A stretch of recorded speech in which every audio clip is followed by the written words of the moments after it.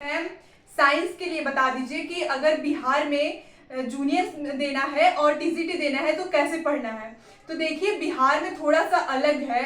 बिहार में अगर आपका सब्जेक्ट हिंदी है तो सेम है, जूनियर में हिंदी सेम है और टीजीटी में हिंदी सेम है, पीजीटी में भी सेम है।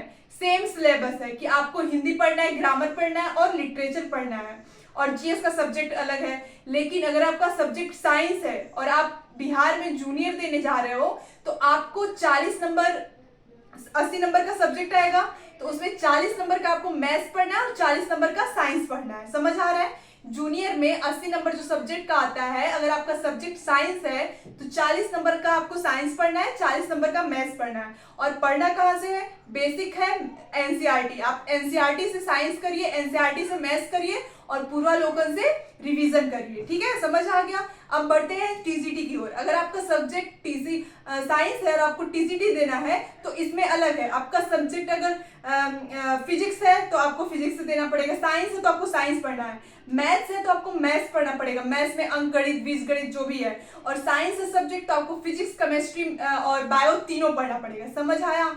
टीजीटी में अलग है। फिर अब ऐसे पीजीटी में बढ़ोगे तो पीजीटी में सिर्फ एक सब्जेक्ट हो जाएगा।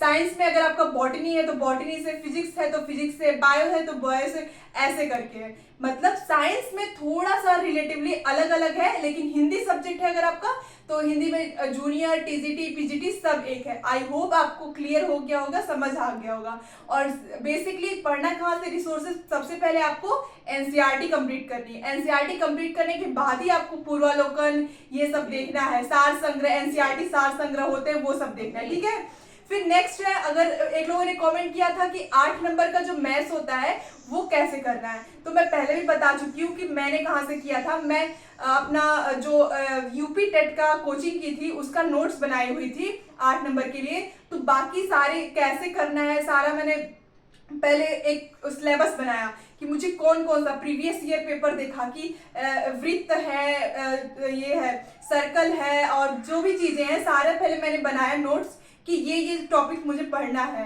अंक गणित, रेखा गणित, बीजगणित ऐसे करके डिवाइड किया कौन कौन सा टॉपिक बहुत बारी आता है।